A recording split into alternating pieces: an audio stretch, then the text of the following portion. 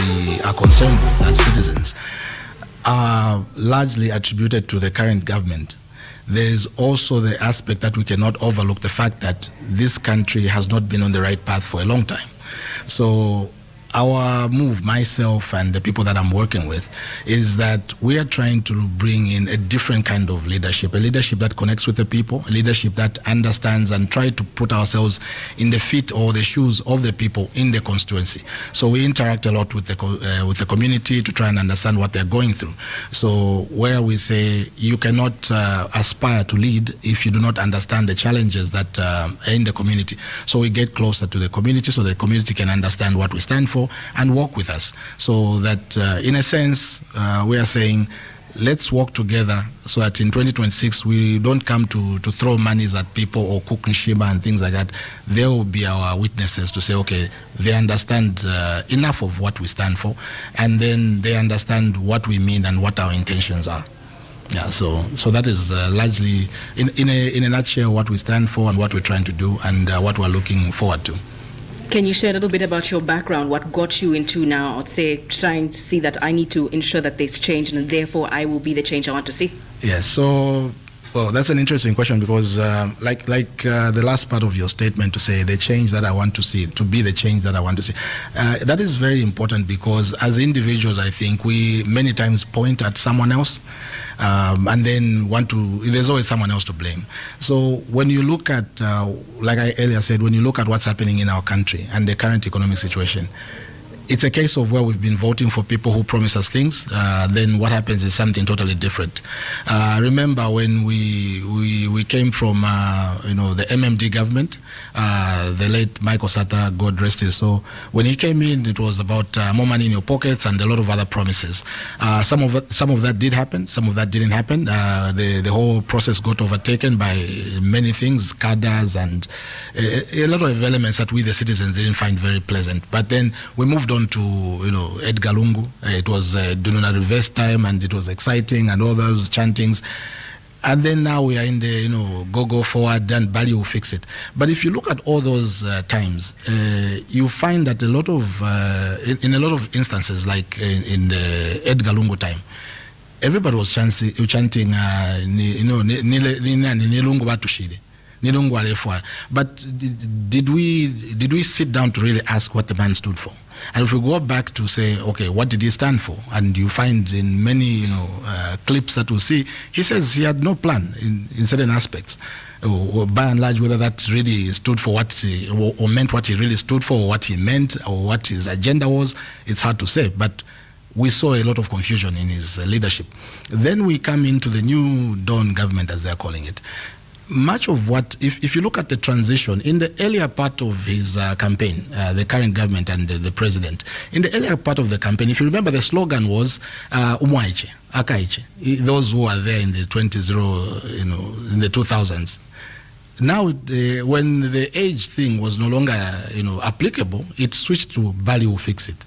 So I think we need to step back as Zambians and ask ourselves that what are we voting for? Why are we queuing up to vote when we say we are voting for this individual person X who's standing for either councillor, MP, or president? What is it that we're looking for? And you see, when I look at the current, the caliber, the acumen, and the character of all the people that we have in politics, from our councillor, the councillors in Mandevu, the MP in Mandevu, what do they have that qualifies them to really be leaders? Because leadership is not about the guy who can come up with the best slogan, or the guy who has the most money, or the guy who just gets people to chant his name the best, or who comes up with the best campaign song. All those things have got nothing to do with the reality on the ground. The reality on the ground is one of poverty, one of suffering. There's if you go around the communities like Mandevu, everywhere you go, there's children as young as 6 going up, walking around rubbish dump sites, and picking up plastic bottles to take to those, these businesses that have actually sprung up all across Zambia. Mandevu in particular has a lot of them. These scrap dealers, either scrap metal or scrap plastic, and then they, they spend long hours in rubbish dumps and picking up bottles and waste, going through dirt and filth. So Aside from that, you look on the other side is children rolling drums of 200 liters of water and 20-liter containers, ferrying water from long distances just to bring a bit of water into their homes. You look at the security situation. Look at what these young children in our communities that we've now termed as junkies. A few years ago, we had kids roaming the streets, but this junkie term has become more prominent and more widespread and common today, in the last 5 years particularly. So when I stand as a member of the community of Mandevu, I look to say, what is it that I want to see in Mandevu? How many times am I going to vote for these people who have no clear agenda, aside from a nice slogan, aside from throwing money, buying liquor for the youth? What is it that we can do? So I find it that in my life, there are a few things. In my own small corner, personally in my life, I've had reasonable, I'm not a very wealthy person, but I've had reasonable success. But I find it a big question every time I wake up to say, is it enough that I can have breakfast, lunch, and supper in my household? When I'm driving through or walking through the community and I'm seeing kids picking up plastic bottles to go and earn 5 kwacha per day, when I can buy Coca-Cola for 10 kwacha or 15 kwacha. So that is not enough. For me, those are things that, they strike deep in my soul, in my heart. And I look at that and I feel there should be a way that we can provide for this country. There's no real reason why children cannot be children anymore. Children cannot be children because they have to be in rubbish dumps picking up bottles. They cannot be children because you walk around the community, you find a 6-year-old with a chitenge backpack, carrying a 2-year-old.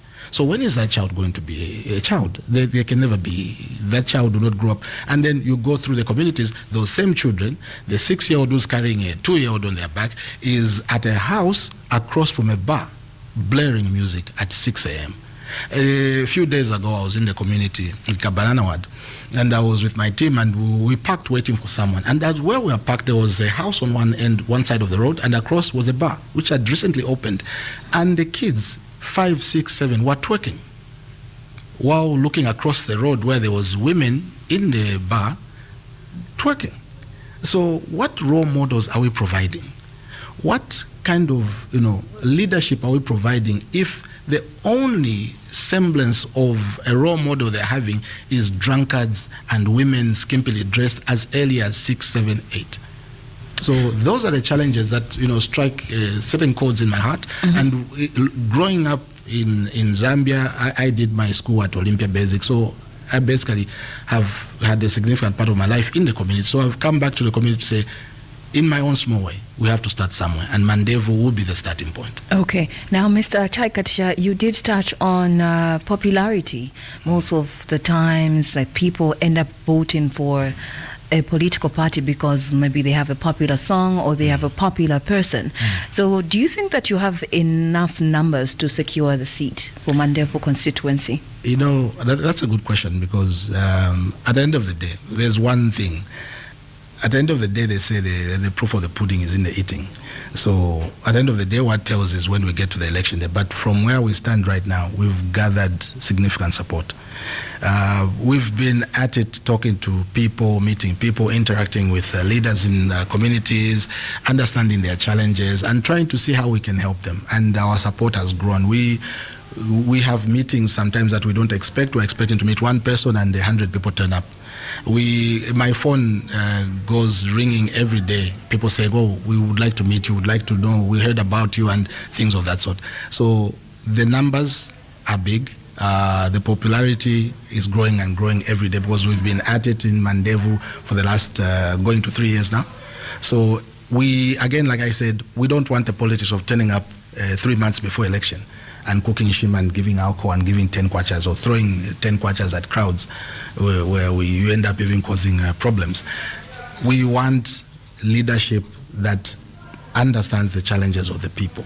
You cannot claim or pledge to address the challenges of the people that you do not see. What current goals and vision do you have for Mandevu constituency? Well, you see, when we look at Mandevu, when I look at Mandevu, I see everyday challenges of things like water, the poverty, and the children. There are a lot of things that we could address, but primarily we need to look at how we can help people have access to money so that they can feed themselves. So the number one thing is the poverty, which is food. We need to address that. How do we address that? We're talking about empowerment. And when we talk about empowerment, look at the community members, many members, the women who have, cooperatives. They would like to access money so that they can pump into their projects and then make more money to look after their households. But that is not happening at the moment. So that is one thing we would like to correct. Because if you look at the CDF utilization, for instance, it's very, very poor. And then many places that I've gone to, when I ask the question to say, how many of you have had access to CDF funds? None of them puts their hand up. No one. I've not met anyone who puts their hand up and say, oh, I got 2,000 kwacha or 1,000 kwacha or anything. So that is the first thing that we'd like to fix, to help people have access to funds so that they can, the process of empowerment starts from access to funds. And this is something I believe a member of parliament should be able to control or direct or heavily influence.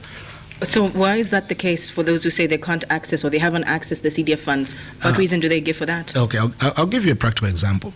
Last year, there was a drive in Mandev where the certain wards were trying to constitute members of the WDCs. Now, these are the people that feed into the process of administration of the funds and what so on. So what we did, because earlier on we had actually realized that the challenge is that the community members are not involved in the administration of their affairs. So when we established that with my team, we said, okay, let's go about sensitizing people. And we went about sensitizing people, talking to community members in all the wards of Mandevu. And when that time came, we said, please select people you feel can go to these meetings and get selected, get put into these committees. What happened was that all the people who went there, when they got there, what they found was a well-managed machine that kept outsiders. And I'll say outsiders in, quote-unquote outsiders. The people that were not seen as should be part of the clique that is running things. So if you, for instance, are a member of the committee and say, oh, I'd like to be a member of the WDC, and you go to that meeting to say, you are putting your name forward, you'll find, first of all, when you get there, some anonymous, strange person comes to ask you, so, and then that is where the barriers start from. And then when you are able to, if you have the stamina and the confidence to pass that first gate, then you go in and you find what I could only term as cadres. The people who ask you to say, Vami to man in Wandan, Machuka Koti, opposition and things like that. So the whole thing is far from what it is intended to do and achieve. So when you get there, none of them actually succeeded in getting in. Some were told, oh, so this is what you've come for. So if you're so confident and strong enough to get to the last point to say, this is what I've come for and I'm not going anywhere until I get in and get to participate. There were some were being told, oh, yes, we understand. Thank you very much for coming, but it's not today. It's actually tomorrow.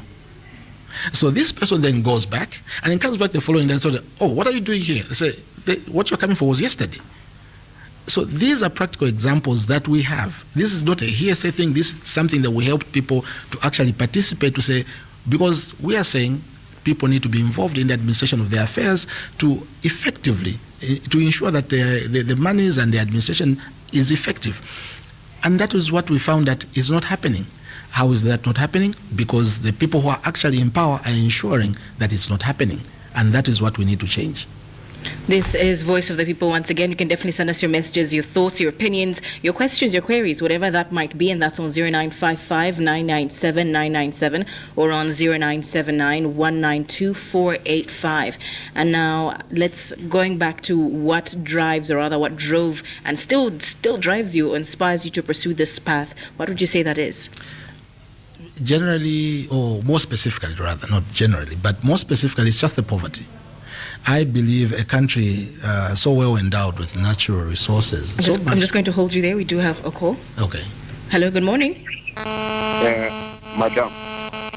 Good morning. You're through to Voice of the People. Who are we speaking to? Good morning. Good morning, sir. As a MOP. Yes, sir. Muimiza Mamande. Nankala Mono Mamande from 206. Sina kuona ni Modi Party. Inanga ni ground.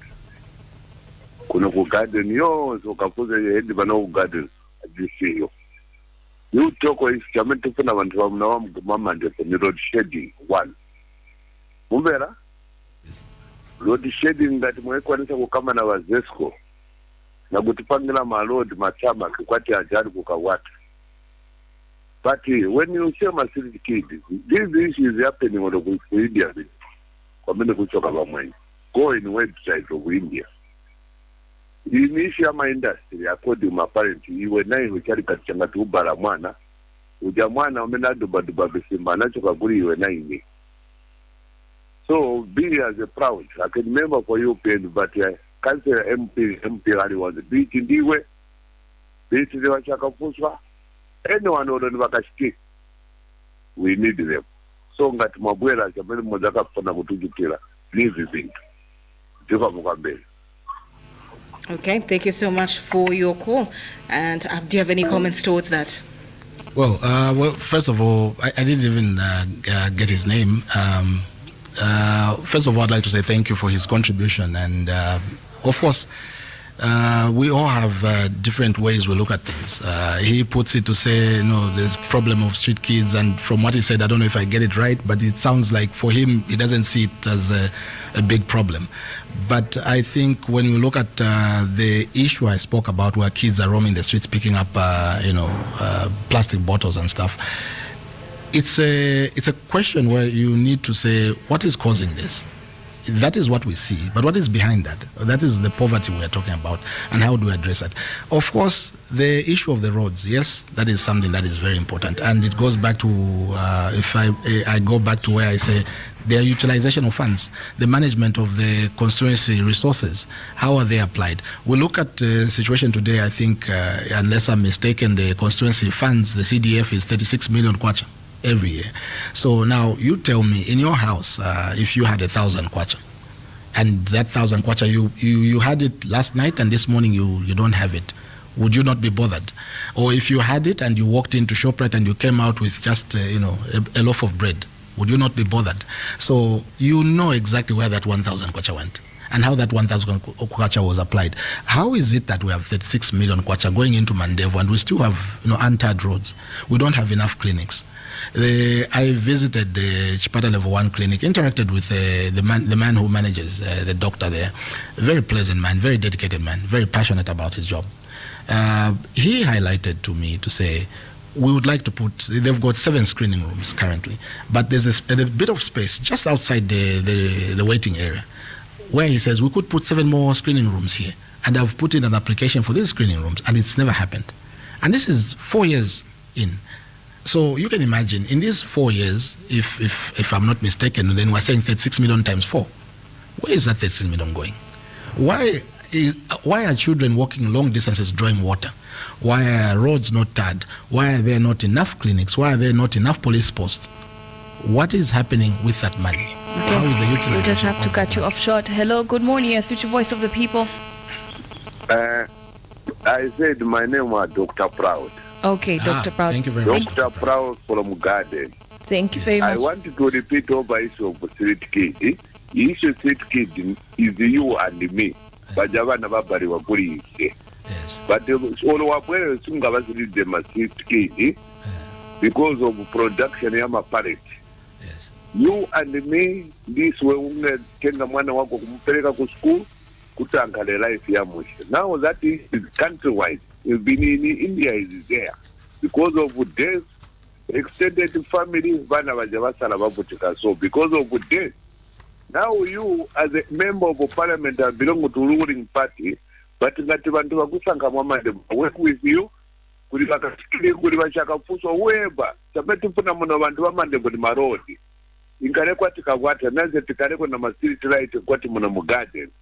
Garden Road, to a grade from Chiruba.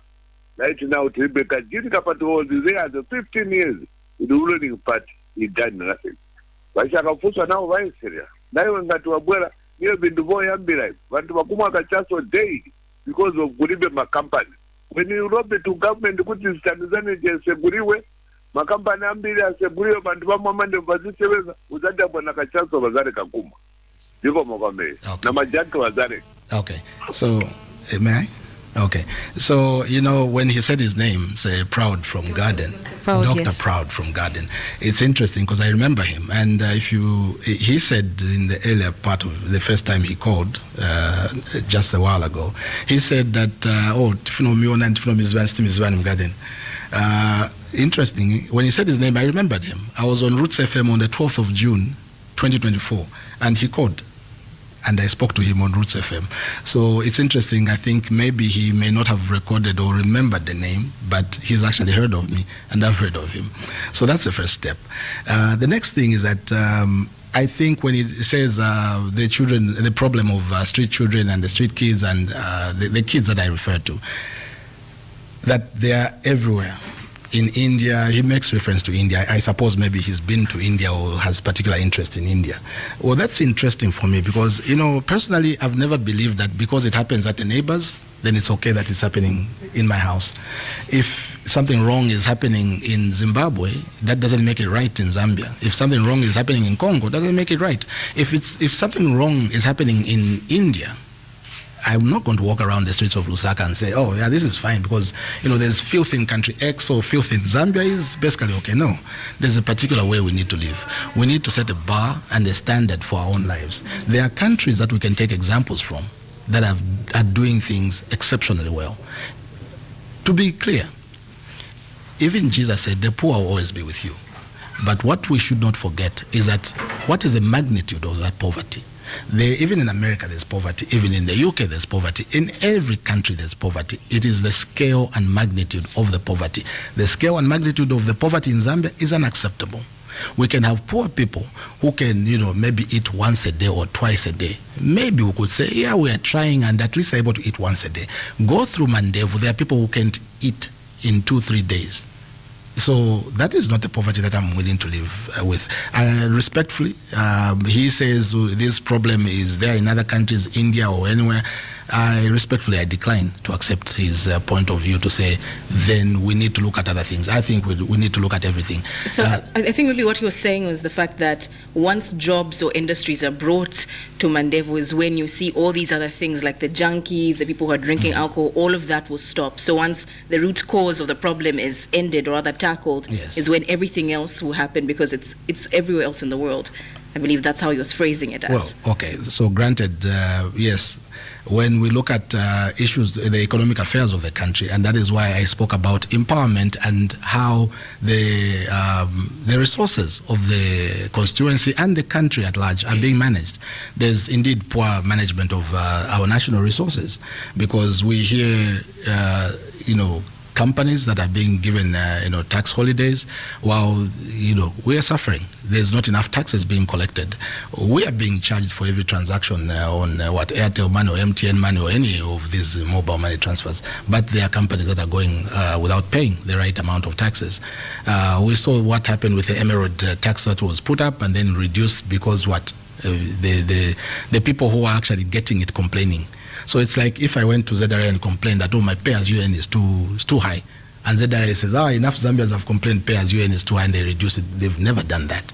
So how come they can do that for, a band of people who are, harvesting or getting our resources? And those are the resources that are supposed to address the issues that rightly we are putting across. And like Mr. Dr. Proud has said, that we need jobs, we need resources distributed in a meaningful and more, encompassing, inclusive manner. How can you currently rate the Mandevu MP who is current right now? The interesting thing about that question is that if I wasn't running and if I didn't have interest in politics, I probably wouldn't even know him.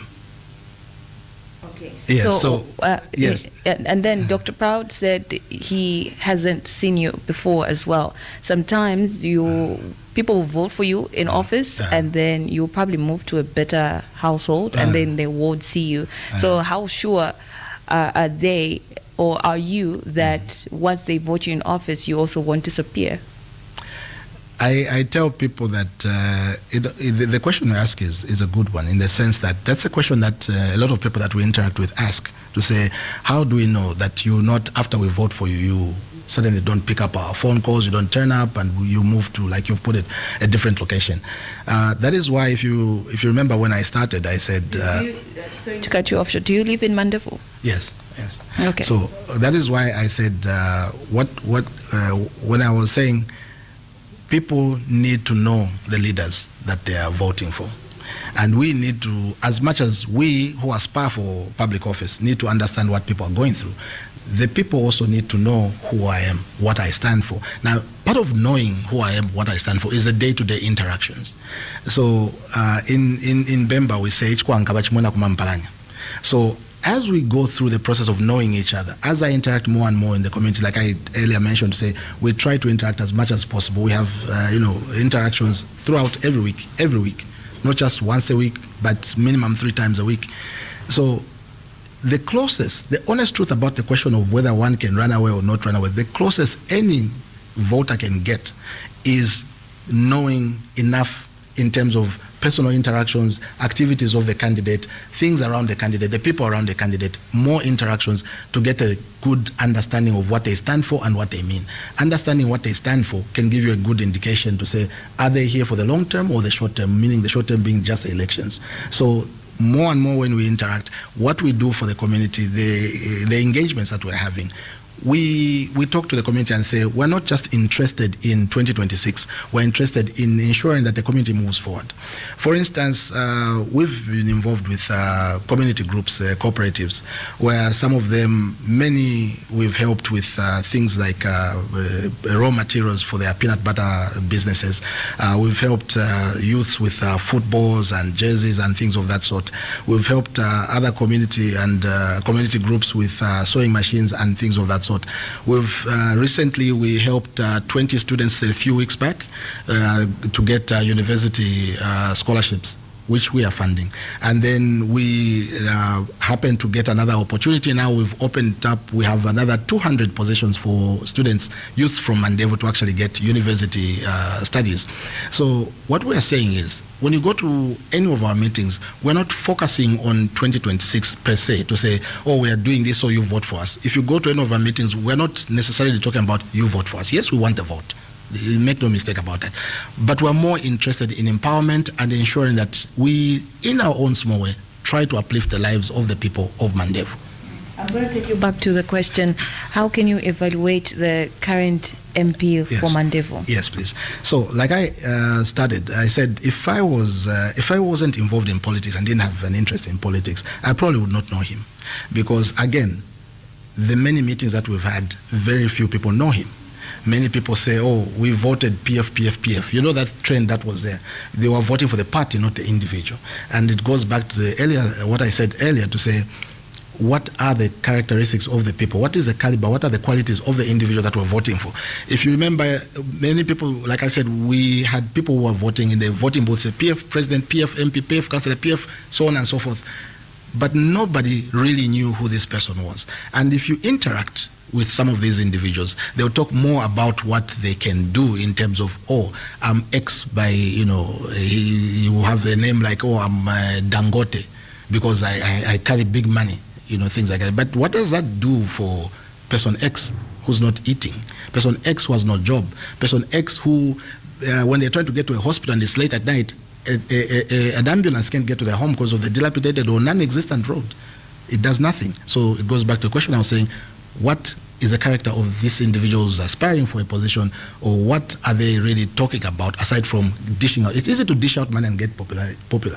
It's easy to cook mshima and get popular, but it's harder to talk to people, reason with them, and get them to buy into your message. Once again, this is Voice of the People. You can send us your messages, your thoughts, your queries, your opinions. That's on 0955 997 997 or on 0979 192 485. And now, taking, I would say, a glance at the fact that you are an independent candidate rather than being backed by a political party, how have you fared, being that you are not underneath a big machinery of a party that's had years of building their reputation, and you as an individual? Okay, it's I like the way you phrase it, to say you have a big machine behind you and so on and so forth. That's really how many of us look at it, to say, oh, I want to be part of a party because there's that big backing. It's all a facade. That's the truth about it. Go to any of these political parties. I don't know, maybe the party in power, but first of all, there's no money from the party that comes in. I've been on the ground in Mandevu for a long time. I've met many in the opposition parties and a few in the ruling party. There's no money going to them. If you go on the ground right now, very few of them are actually on the ground in Mandevu, actively campaigning. Some have dropped out because of the same issue where their parties are not funding them. So there's no money. You have to actively go and meet people. So the money will start coming in as we go towards the end of this year and into next year, when now they are desperate to secure their footing in a particular constituency and so on and so forth. But there's no money. So this understanding that, oh, when I'm in a party, things will go this way or the other way, is not true. The next thing is reputation. Reputation of the party. Go around, when we go around Mandevu, we ask people there, they'll tell you, I was in a political party before. You know, in my life, I've been a member of 3 political parties. The last one I left a few years back, and when... Why did you leave? Okay, so I'll give a bit about that. So when I left, when I would be campaigning before I left the party, when I left, I would go back to say, oh, look, I'm no longer part of that party. I'm standing as an independent now. And I had more support. More people in the community coming out and saying, thank you very much. We understood your message, but we didn't like the party you are with. So now that you are independent, we are actually very interested in following you and working with you.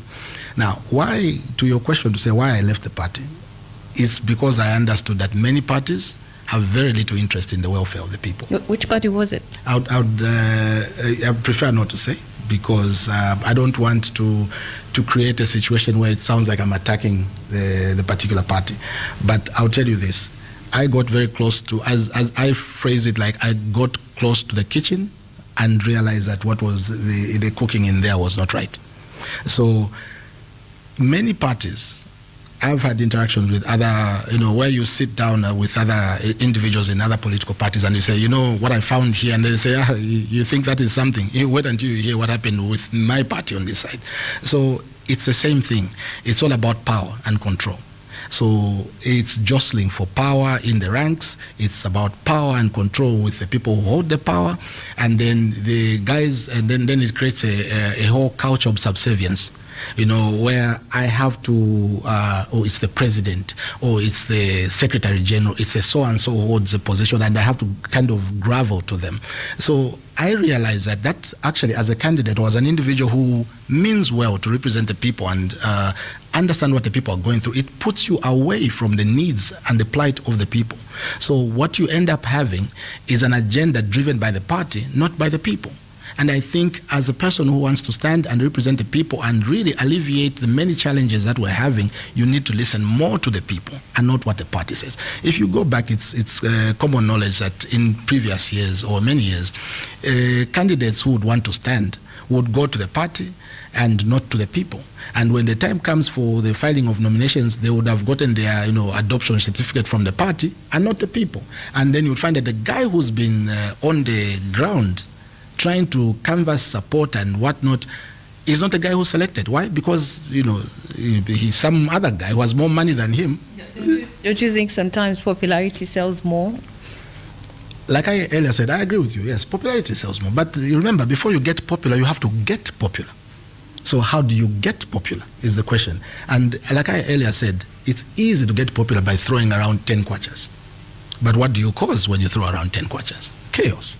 What do you cause when you throw around 10 kwachas or kukushima or buy people alcohol? It's disconnect between what you are proposing or what you stand for and what the people need. So I would go and have no real agenda, but have a nice slogan and tons of money, throw that cash around, and everybody will be like, ndiye bantu waje. And they go and vote for me. But do they know what I stand for? And would they blame me if the day after elections I even shift from Mandevu and go and sit somewhere else? Because they didn't even understand what I stood for. Or when I go into parliament, when the aspirations are left, I go and vote right. Or the aspirations are right, I go and vote left. Would they blame me? Because they don't understand. When you look at, in a simplistic sense, I like to think of it like this. When you look at the Western world, like America and Europe and England particularly, you'll find that there are largely two sides of the coin. It's you're either liberal or conservative, one side or the other. Generally in life it's there. Even in the Bible it says you're either hot or cold. There's no in between. Of course in politics there's center right, center left, and all those things that we come up with. Now, those have to do with principles. what do you stand for? What if you go into the community and ask many of these people, or even these candidates or the MPs or whoever, and say, what do you stand for? Is it left or right?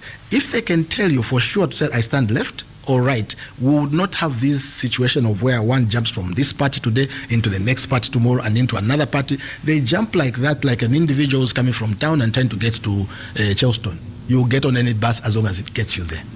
The agenda is not about the people, it's about getting into office. That is what the problem is. They are not principled, they do not even understand what they stand for, except for the one thing, that they want control and power.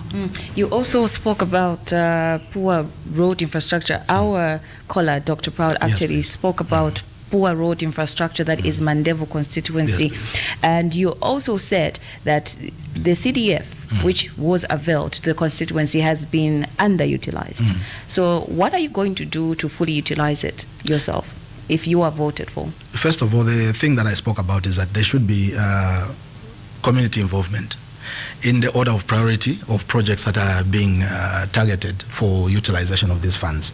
So it shouldn't be me as MP with whoever people or the WDC and whichever committee sits and decides to say, oh, this 2 million and 3 million and 4 million constituting, making up the total, so this portion goes to X or Y.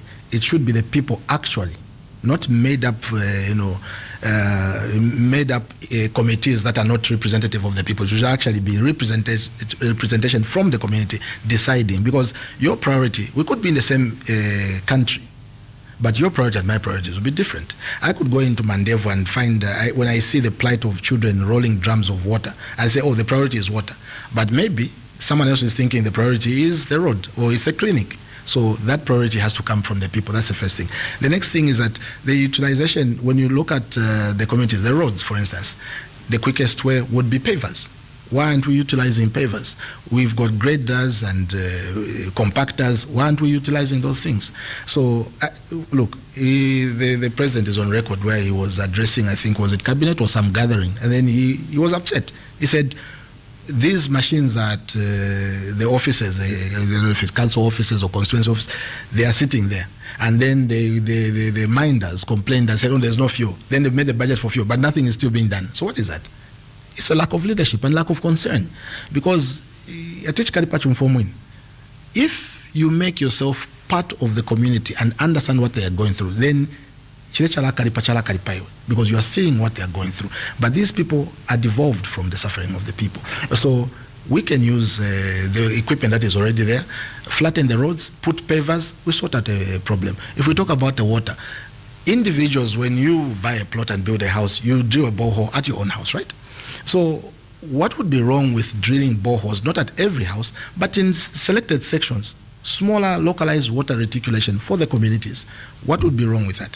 Wouldn't that 36 million cover some of these costs? This is what we're talking about when we say funds or resource utilization, better management, and involvement in the plight of the people to make it your problem, because you understand and then you better apply the resources of the constituency. So we have received a message saying, here in Kabanana, we need sanity. Most of the youth are doing nothing. Help us get trades, e.g. driving license, then help us get jobs. Looking forward to meeting you, sir. And this is from Emmanuel from Kabanana. Yes, please. Well, thank you very much, Emmanuel, for that. And in addition to what I earlier spoke about, the 200 positions for students from Mandevo, we also have a number of positions that we're offering for skills training. These are also funded. So the people in Kabanana can access this skills training, and also not just in Kabanana, but across Mandevo. So these are some of the things that we're doing. As he rightly put it, the youths are doing nothing.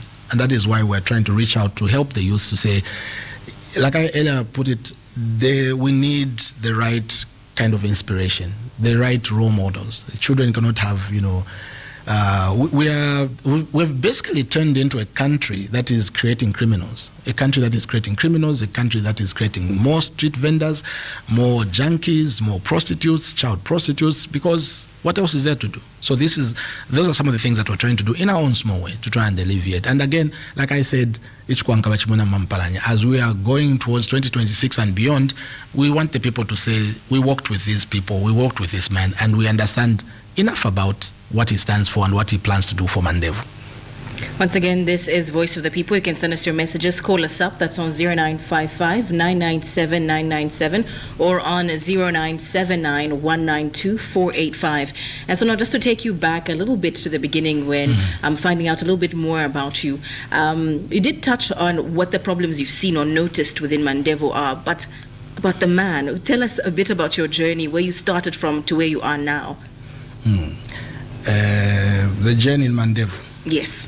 Okay, so like I said, I've been a member of 3 political parties in my life. Why can't you name them though? Okay, so in the early part of 2000, I was involved in UNIP. So in UNIP, and in a sense, so let me tell you what, there's a bit of a story. When I was in secondary school, I was in boarding school in Mansa at St. Clement's. So on Sundays, we would have very slow traffic towards, we had these ladies who would sell to Tedem, Balala and things like that. And then on Sundays, the very few of them would come to that, we would call it at Pazanzi. So on Sundays, very few. And on that Sunday, there were only 2. Now, so I got there with my little money, trying to buy some to Tedem, Balala, Fida. And then one of the 2 ladies. We'll just have to cut you off short. Let's pick up this caller. Hello, good morning. Good morning. Mauka Bwanji. Tauka bwino Mauka Bwanji na imwe. Bwino. Vasogoreri Mauka Bwanji uko? Tauka kanama. Iyo, Tauka. Tikamba na bandani? Oh, Chimweni Mtonga from Mini Mtumbi. Okay, you can go ahead with the contribution. Wanu cheninga kambe maskiuzi yamaoneka pali ino time, but manchito ndiye yasova just because of government yatu serious kutipasa manchito ese vantu manchito vapasa ma out countries apo pevenisha contribute poverty level in Zambia. So kuli ine government yatu yationongera wikaliro just because of fake promises not developing in Zambia. Veve vanalangana che parwavo che yakuti ati a pocket yanga izure ningaleko at least maybe kaya vachapa fundarization ija yakuti ati vakachairepo campaign 2026 no wonder pesa ati malaiti sivatipasa vantu makomboni mavutika malaiti mababamani apamanje masaluni vonse sivasekeza just because of va president vatu na cabinet na ndani na government yao vagulisa malaiti ku Namibia apo peve vacha increase poverty level. Onani ngani ya unga vantu vagula usiku kwa timonga vachanjuga. So bali hivi vonse hivi va president vatu ma promises siyaona vanakamba tipamera sivazaiona but apamanje yankala increase pamera afika pa 25 kwacha from 2 kwacha 15 kapa 25 kwacha pamera imozi sugar salad upeza 5 kwacha 10 kwacha sugar salad then manje va president vatu vakangiwa pali hivyo veve bonde veni kamba government yatu tichinje maybe tilitego venangu. Okay, mseleze bwino zikomo kwambiri Batonga. Okay, maybe you can just continue your story. Yes, and then you answer. All right. So I was back at the Zanzi trying to buy some tute, and then the 2 ladies were there. One of them had a child, a baby on her back, and the baby was restless, crying, and she was trying to set herself up so that she can start roasting her food. And then the other lady, because the baby was being restless and making loud cries, and so the other lady asked to say, "Nishta mwachibashira kunganda." And the lady with the child then says, then the other lady goes and says, what about the father? And then the lady says, and what followed was a bit vulgar for it, but he says, Yeah. So I was young at the time. That was quite profound, and it struck deep. Every time I tell that story, it feels like I heard it yesterday. It caused in me a question to say, why? Why are we living in a country where this is happening? And at the time, no real intentions of going into politics. In about the 99, 2000s, Kawata area, I met a very good gentleman. I haven't checked up on him. I don't know if he's still alive. I hope he is. Mr. Tambulukan. A very good gentleman who joined UNIP. And when I was in UNIP, leading up to the elections, I saw the craziest of violence. An individual was, suspected of. There was two factions in UNIP. An individual was suspecting of back-channeling information to the other faction, and then he was caught. He was caught and then was brought into the office and was being pummeled. So I was downstairs, and then fortunately, in grade 12 to Apuishako, the cadres there none of them who were pummeling the guy could write. So then they said, we need someone to, as we're interrogating, to take down the notes. Then someone said, we have a guy downstairs. I think he can write. So they called me up, and what I found was very devastating. And again, those are some of the images I can't get out of my head. The guy was bloodied on the floor, being stamped on. I took down everything, the notes. In that situation, you put on a brave face, you act like you are there. I took down the notes and everything, and I walked out. I was walking home, and I was so disturbed and conflicted. I didn't know what to do. Understanding what I had just seen, I know the ramifications or what would happen to me if I shared this information. But I was so heavily conflicted. I was walking past, I think that is the section of town where there was Phoenix and that side back then. And I almost walked into Phoenix or one of those radio stations there to say, look, this is what happened today and this is what I have. But I figured they'll get to me before I even get downstairs. I tore up the piece of paper, and that was the last time I went back. So I stayed out of politics. And after many years later, I joined NAREP. I got into NAREP. The idea of politics for me has always been to try and understand how we can help people. But I wasn't seeing that. What I saw in UNIP was totally different. When I went into NAREP, I found that there was something totally crazy. There was people in leadership bickering over 100 kwachas and things of that sort. I couldn't understand that. You raise money to go and mobilize, and it ends up in people's pockets. I couldn't understand that. So I was getting conflicted every time. I then years later left. Then later on I joined the Socialist Party. Went in there, and what I was finding is that the same thing was recurring. There's no connection from the people to the candidate. It's the candidate to the party. It's about who gave you the authority to campaign. You've not been selected. Who gave you the authority to go and sit with the people? So now I ask you this question. In politics or in people representation, who gives the mandate to the candidate? Is it the party or the people? I think it should be the people, not the party. The people should say, we want this person because we understand him, we feel what he's doing, and we see where he's going, and we're trusting him to carry our voice into parliament or whichever office. And then you, as the party we belong to, we want this guy, so take this guy. But what happens now is that you people will tell you who's going to stand for you. Is that normal? Is that right? No, it's not. It's not representation. It's authority and power and control, and that doesn't sit well. So I left. And that's why I said, being an independent, however long the road is, that's the road that I am on. Okay, definitely summed up. And well, as we get to close up Voice of the People, for all those who have listened to this interview and they say, we want to meet this man, want to hear what more you have to say. I'm from Mandevo and I've got issues that need to be heard. How can they get in contact with you? How can they ensure that their voice is heard? Okay, so they can get in touch with us on 0973 771094.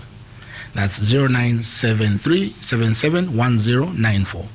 So there are a lot of issues that we're working on. We are trying to communicate with the community to try and understand what they're going through, and also to help them understand what we stand for. We believe leadership should not be because I want to stand. It should be because there are issues that need to be addressed, and I feel I could contribute to the economy or the political landscape in a more meaningful manner, not just politics of buying alcohol and feeding people in shimas at meetings and buying tenges and t-shirts, but we want people to understand what is actually going on. So we avoid these issues where things like the current situation where you have a constituency amendment situation which people don't understand, which is we have cyber crimes and cyber security laws which people don't understand and don't even know are coming into play. We've got a lot of issues that are happening, but people don't understand. But the people we claim to represent should be the ones who actually understand these things as much as we want to enact them. We can't just enact laws because we feel they are good or because we want to create a situation. We need to carry the majority of the people along with. And that is the leadership that we're trying to do. And in so doing, we're saying,